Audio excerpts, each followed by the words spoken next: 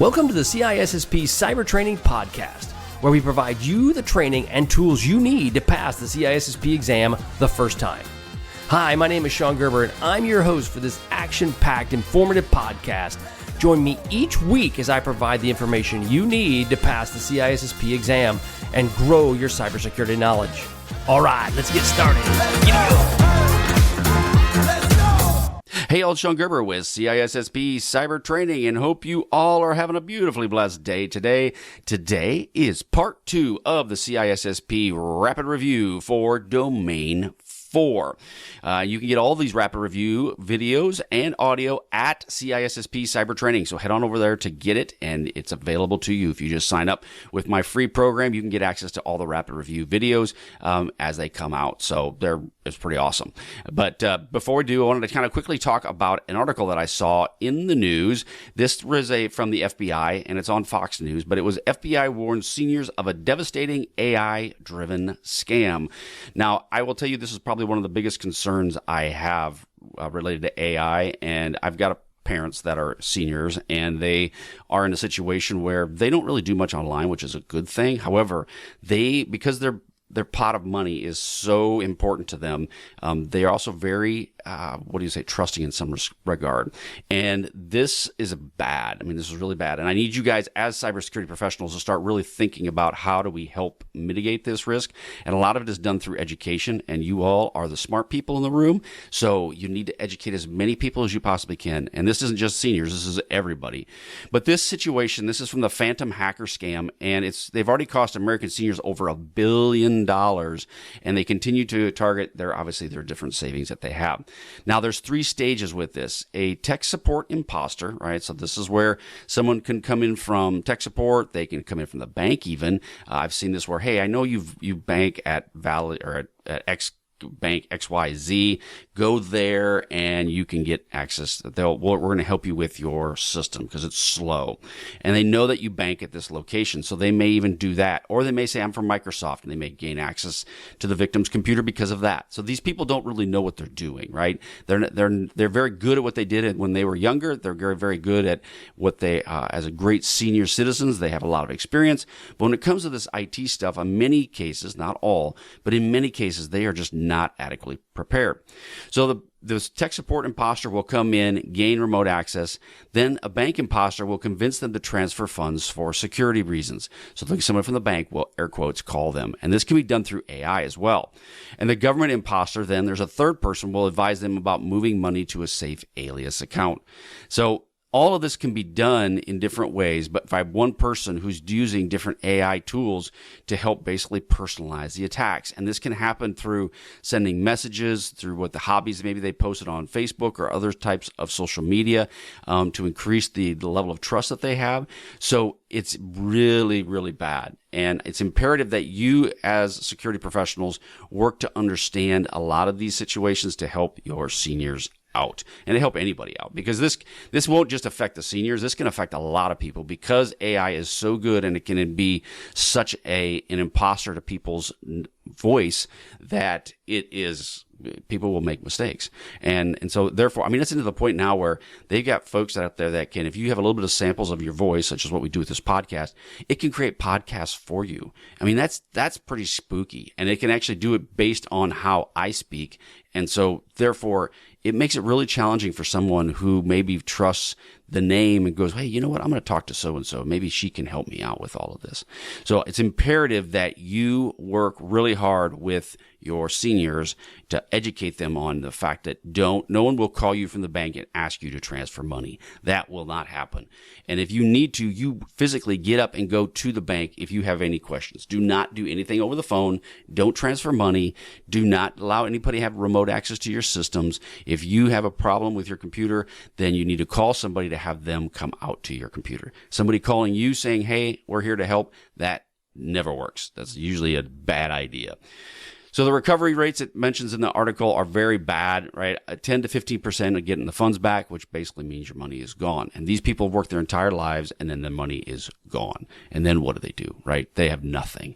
So it's imperative that you help them. I'm trying to beat on this drum because I've got parents of this age, and I've seen it happen and just destroy people's lives to the point where they don't want to be here anymore, and they end up hurting themselves because of it. So it's just imperative that you guys work to help people out on this, and we take these people down as much as we possibly can, because it's bad. It's really, really, really bad. Okay, so again, have open conversations with your loved ones. Make sure you teach your people to watch that out. Make sure you educate your employees. I honestly, if you have new security within your company, I would talk with your senior leaders and see about putting something out for your company to have your employees talk with their more senior parents about these situations. This is big deal, guys, really big. And I can't stress this enough, because it will impact and hurt people badly that are probably some of the most vulnerable, and they don't need to be hurt. So, again, go check it out. Fox News. It's basically FBI warns seniors about $1 billion scam draining retirement funds.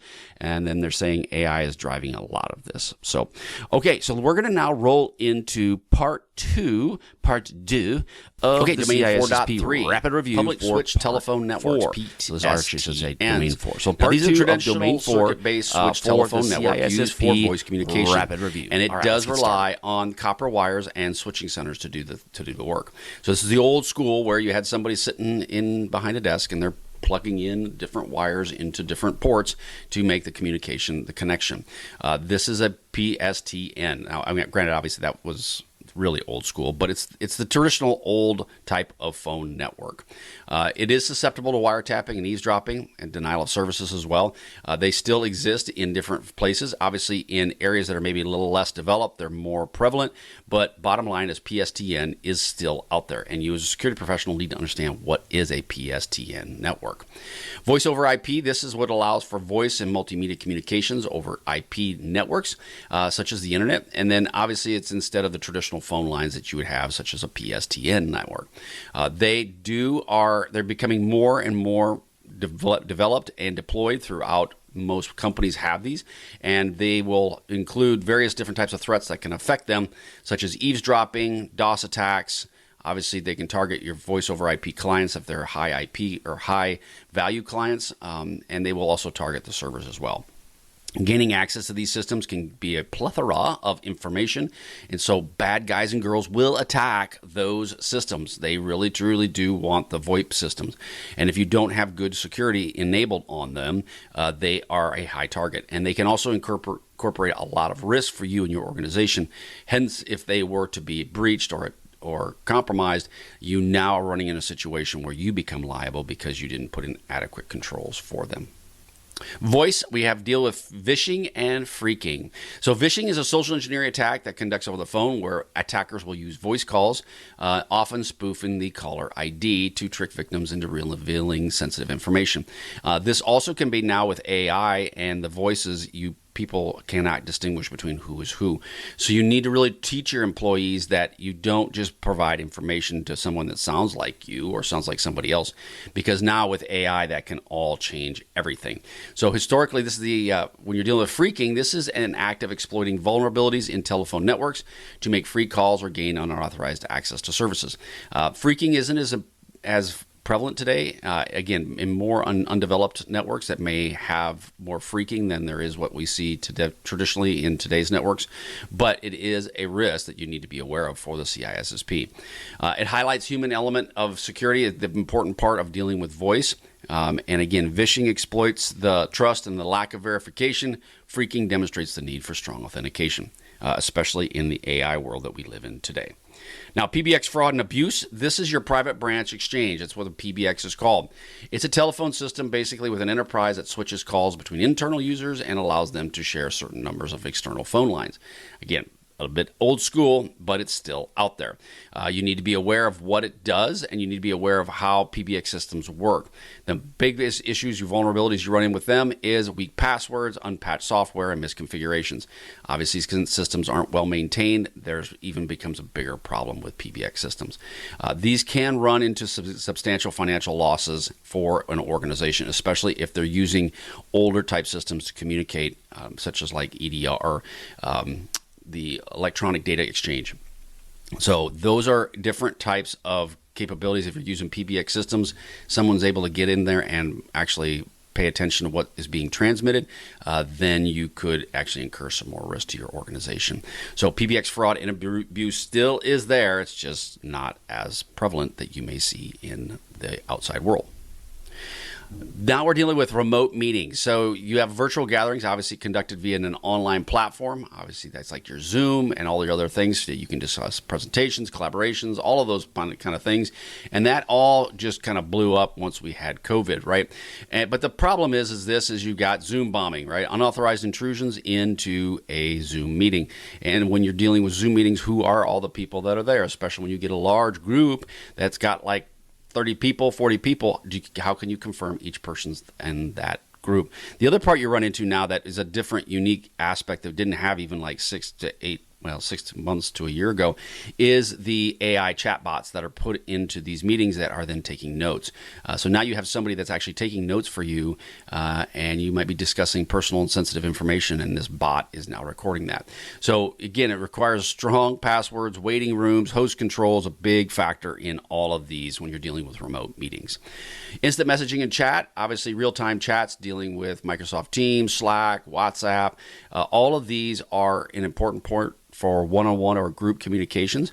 But again, on the downside, you got insider issues, you got impersonation issues, you've got dealing with data retention issues. All of that is a big factor with instant messaging and chat. So you need to have a good, strong policy on how you're going to handle chat. You also need to enforce the policies when you're dealing with your chat and your overall team's plans. So again, multimedia collaboration, big factors that you need to be aware of as it relates to the CISSP.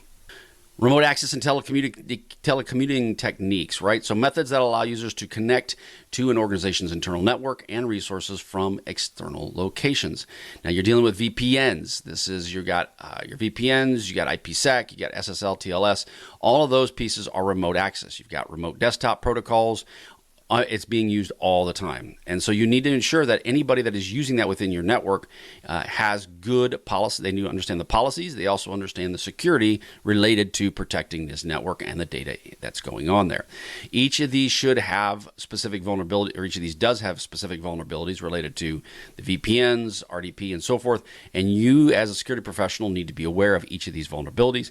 And this also comes down to understanding your overall network topology and your network architecture, so that you can control the data coming in and leaving your organization. All of those are an important part, and you need to make sure that you understand each of these, to include cloud access security brokers, CASBs, for the CISSP exam. So again, those are important parts. I'd say from my standpoint, remote access is probably one of the biggest areas that most companies struggle with, because they put it in place, but they don't have a good handle on remote access long term. It's a short term, just get it up, get it running, and we'll go from there. Now, remote connection security, you got to have mandatory strong authentication. This would be multi-factor authentication for all remote access. Encryption, this is where all data is transmitted over remote connections and must be encrypted from end to end. This would be your TLS, SSL, and IPsec as well. We talk about this a lot, and this is an important part of all security within your company and having a good architectural plan related to it. Endpoint security, dealing with EDR agents. This is with your endpoint detection and response, and then network segmentation as it relates specifically around VPNs and network access controls. You want to base these on least privilege, and you want to limit your segmentation based on that. Without robust security, remote connections become a significant attack vector, obviously, for unauthorized access, data interception, and malware introduction into a corporate network. So again, remote security is an important part, and this is all part of Domain 4.3 of the CISSP. Managing your email security. This is the purpose of this is to protect your confidentiality, integrity, and availability of your email communications. And it is a primary vector of many cybersecurity attacks. Why? Because people communicate on email all the time. And so therefore, because they do that, it's one of the primary places where bad guys and girls will go after you. Implementing policies for acceptable use is an important part. Secure configurations to ensure that, and then monitoring the access of email that's going in and out of your network is an important part as well. If your email communication can be so voluminous, it's hard to do. You want to target maybe potentially specific people that have the highest risk to your organization. And again, those are the folks that you would want to make sure you have really good policies in place. You also want to have a good documentation telling them, hey, I'm going to be watching you, and this is why we're going to be watching you. Now, a well-managed email security program is vital for defending your network. It truly is, and including email deliveries or malware deliveries, phishing, business email compromises, all of those are an important part that you're going to have to be aware of for the CISSP and as a security professional. And they're going to look to you to help them put things in place to help mitigate this potential risk. Email security issues, you have phishing, you have spear phishing, you have malware delivery. All of those can happen through email. Spam and unsolicited mail obviously comes through email as well. And then your business email compromises. This is where you have fraudulent schemes that are targeting, usually impersonating senior leaders to try to get you to transfer money to offshore accounts. BECs kind of come in waves, but they are very effective, especially now with the AI. You could do an BEC really easy with somebody's voice, especially if you have some different voice samples that you could use. So it would be a really easy target to target some of the right people and saying, hey, I'm going to follow this up with a phone call. And then you go, hey, Bill, you leave a message saying, this is the CEO. I'm authorizing the use of this money transfer. And Bill goes, well, that sounds just like my person. So let me go ahead and allow the authorization of the money. So again, big deal. Data leakage, unintentional and malicious disclosure of sensitive information via email, and then lack of encryption obviously is a big factor in all of this. Email remains the top attack vector, and it does require robust multi-layered defenses and monitoring to ensure that it is properly protected. So as we're dealing with the email security solutions, you now are also dealing with spam filters. So these will help identify and block unsolicited emails that may come in. And as you all know, you have to check your spam filters routinely as you're dealing with your different Outlook and email type products out there. In addition, you have anti-malware and antivirus gateways. These will be used within your architecture to help scan email attachments for anything that's potentially malicious coming in or anything that may maliciously be going out. Now, we'll run in and talk about DLP, but a lot of it is the DLP content is the data going out, but malicious content coming in, your anti-malware or gateways that are allowing any of the scanning of the content coming in from your emails will be looking at that. You have email authentication protocols, which is SPF, DKIM, and DMARC. SPF is your sender policy framework. This helps with email spoofing, and it does help ensure that the IP address or the sender's IP address is confirmed. DKIM is your domain keys identification email, and this uses digital signatures to verify your email sender's identity as well as the integrity of the overall message itself. Those are all important parts of PKI, and you will understand that as you're looking through the different email capabilities, these are really key parts that are brought up a lot within the CISSP exam. DMARC is your domain-based message authentication reporting and conformance. This is also help built on SPF and DKIM. So again, understanding those acronyms is an important part of the CISSP exam. Email encryption using SMIME and PGP are good for end-to-end encryption capabilities and highly recommended. You'll need to understand the use of PGP and SMIME within the PKI structure for email encryption. DLP is a big factor as it relates to data loss prevention. This scans outgoing emails for any potential content that might be added to the email itself that might violate policies that you may have in place, and then it could block or at least at a minimum alert types of activities. Sometimes they have a delay where the content has to be approved before it's actually allowed to leave the organization.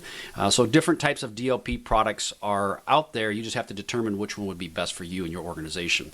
You also, as you read the questions for the CISSP, they may ask that specifically. Do you want to allow blocking or do you want to allow an approval process? Security awareness training. This is where you're educating users about phishing, business email compromises, and safe email practices. Obviously, awareness training is an important part of any program, and you should have something in place in each of these areas, specifically to educate the end user, as they are the ones that, in most cases, are the ones that start the overall process of getting infected. But again, implementing any of these solutions will go a long ways in helping reduce the risk to your company, and as well as these are concepts that are brought up highly within the CISSP exam. Network address translation. This is something that is done as far as to translate between private IP addresses and public IP addresses. And as you're dealing with routers and various other access points, they will do that translation for you. It basically modifies the network address information on the IP header and the packets and basically communicates between the two entities. So it allows you to have NAT, which is one-to-one, or dynamic NAT, which is many-to-many. There's also port address translation, and then there's NAT overload, which is many-to-one using ports. So again, NAT translation is a very good thing to have. It can be a challenge because it can make things complicated when you're dealing with logging and monitoring.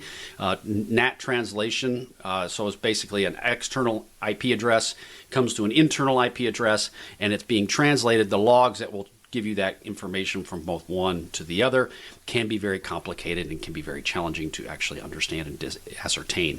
So having good plans in place is an important part. Also ensuring that you incorporate IPsec in various other types of security mechanisms with these various connections is also an important part of what you're trying to deploy from an architectural standpoint. Private IP addresses, there's different various private IP addresses that you may find within your organization. That's the 10 series, 172, or 192 series. These are typically within, like your house, you may have all of the IP addresses within your home are based on 192, but the external IP address may be like 13.2.3.4, whatever that is.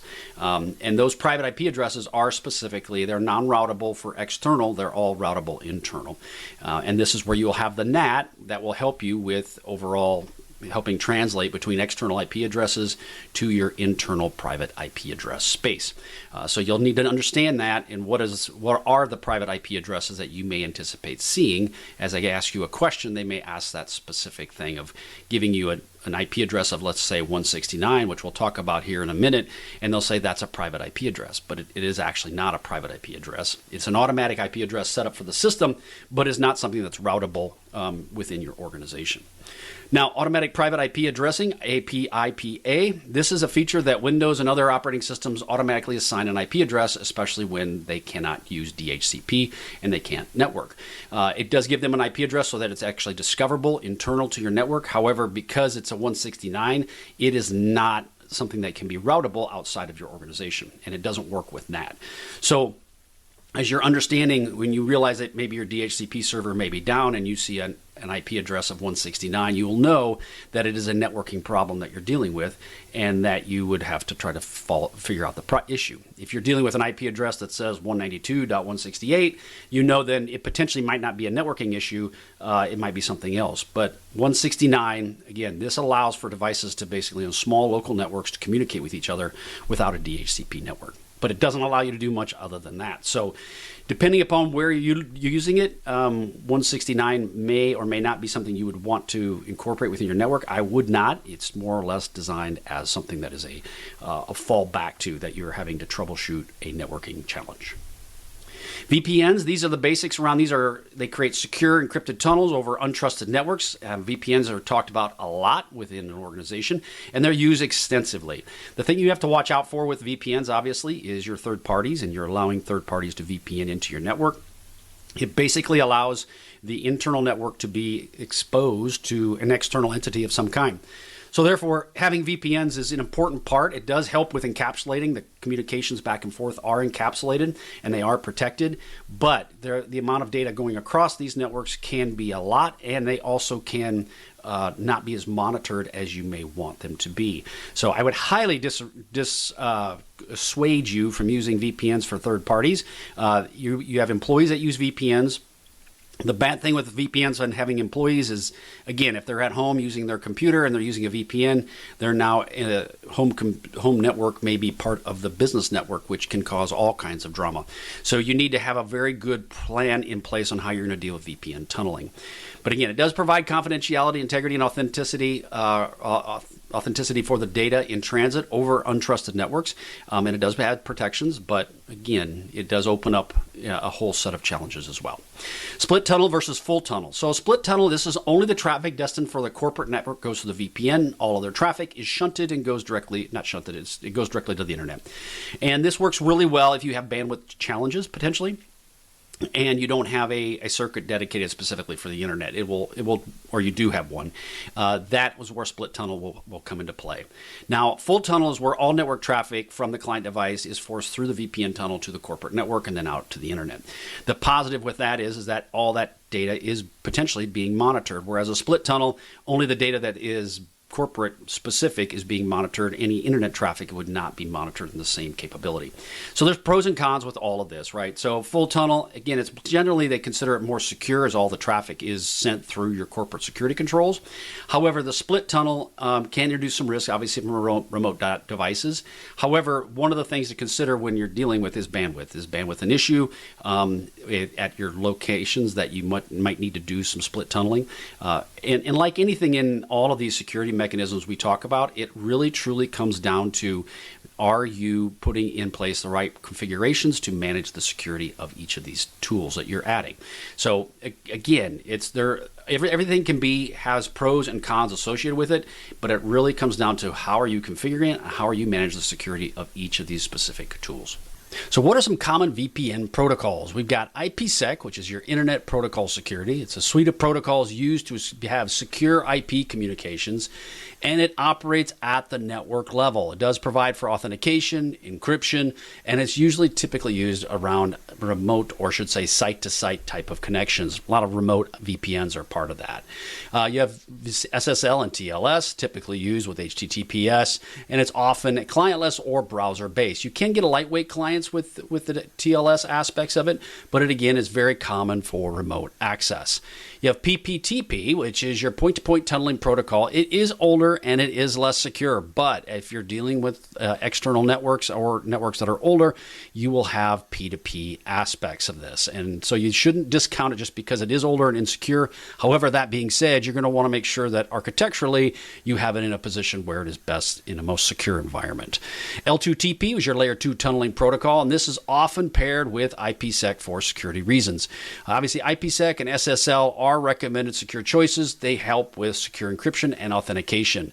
Again, older protocols like PPTP have known vulnerabilities and should be avoided if possible. But again, I come back to this. You may have to use them depending upon the situation that you're in and operating in. Switching and virtual LANs. So you're dealing with the switching networks. This layer 2, it's your data link network, and the devices that are formed in frames based on MAC addresses. You create separate collision domains, and it also improves the network efficiency as well. Then when you deal with virtual LANs or VLANs, these are logical segments that are basically single physical switches into multiple broadcast domains. And your VLANs are tied to the fact that you may have multiple VLANs within your network. Now, VLANs are great. They're awesome. I love them. However, one of the things is they can add more complexity to your overall network. And so therefore, you should look at utilize them, but in the same time determine not to go overboard with your VLANs. Proper VLAN configurations obviously is critical, and that's with anything we deal with, is the overall configuration aspects tied to it. MAC flooding attacks. What is a MAC flooding attack? Well, basically, this is where the attacker floods a switch MAC address table and then will fake potential MAC addresses. And it does cause the table to overflow. And when then basically you end up dealing with denial of service type of impacts. When the table is full, the switch may revert to acting like a hub, broadcasting all traffic, or potentially just failing closed. It may fail open, but when you deal with these situations, it can happen different ways. It does allow the attacker to eavesdrop on network traffic that would normally be switched only on the intended recipient, and it may compromise the overall confidentiality. MAC cloning. This is where an attacker will changes the MAC address of their network interface card, NIC, and to mimic the legitimate MAC address. Now, you would do this sometimes from a legitimate reason when you're trying to work with different wireless networks. They will have MAC address cloning. But you can bypass the MAC based on the access controls that are there or impersonate legitimate devices on the network. Now, what this can happen is it will compromise the authentication and the access control mechanisms that rely solely on the MAC address. Now, obviously, we want to have more than just MAC address controls in place, but in this situation, if it would compromise that specifically on these situations where the MAC address is the key protection mechanism around it. It does highlight weaknesses in MAC addresses as the sole authentication factor, and it is not recommended that would be it. Memorandum of Understanding. So a formal agreement between two or more parties outlining the terms of an understanding. This is often used to establish a framework or cooperation and potentially shared responsibilities in security. It's an MOU. And this is just part of Domain 4.3. Risk assessments of third parties. This is an important part that I feel gets left a lot, is third-party risk assessments and how do you deal with third parties within your organization. Conducting thorough evaluations of third-party vendor security postures, controls, and compliance before and during any engagement. This would be very commensurate with the risk they pose and the data they control. Third-party connectivity risks. Now, we talk about this as far as even having VPNs, but these are specific threats arising from network connections to external entities, such as insecure VPNs, unmanaged access points, data exfiltration through email or other ways, or lateral movement from compromised vendor within your organization. Again, this is why contractors are a big risk to many corporations, and so therefore getting people access to your company that are contractors or third parties, you need to have a really good plan in place to help ensure the security is maintained. So managing third-party connections is critical, and they do extend the organization's attack surface, but they also help the organization create a better product in many ways. So MOUs, risk assessments, all of these are an essential part of any organization, especially if you're dealing with third-party risk. And they do help you identify vulnerabilities, mitigate the risks associated with this, especially when you're dealing with overall within your company. And I highly recommend third-party risk assessments done for any organization. You'd be surprised how many different companies have third-party risks they didn't even know were a big factor within their company. So again, that is what comes down to Domain 4.3. Okay, that is it for the rapid review for Domain 4. Again, you can go to CISSP Cyber Training and get access to all of this content. You can sign up for my bronze package and get access to all of my rapid review videos, as well as the study plan that I have available, over 360 questions. There's different types of videos and audio that's available specifically for my free resources, and I guarantee you they will be extremely valuable to you. Again, it doesn't cost you a dime. All it asks for is your email address. That's it. And that way I can send you information as needed related to the CISSP or in whatever else you want to do. When it comes to paid resources, I've got all of the CISSP content available to you in video format and audio format, as well as numerous questions, over 1,500 different questions right now that are available with deep dive topics, mentorship. All of those things are available specifically to you as part of the overall paid programs I have. So again, super excited about what we can provide for you at CISSP Cyber Training. Head on over there, get access to this video and many, many more. And again, I hope you all have a great day. Enjoy your CISSP studying, and we will catch you on the flip side. See ya. Thanks so much for joining me today on my podcast. If you like what you heard, please leave a review on iTunes, as I would greatly appreciate your feedback. Also, check out my videos that are on YouTube, and just head to my channel at CISSP Cyber Training, and you will find a plethora or a cornucopia of content to help you pass the CISSP exam the first time. Lastly, head to CISSP Cyber Training and sign up for 360 free CISSP questions to help you in your CISSP journey. Thanks again for listening.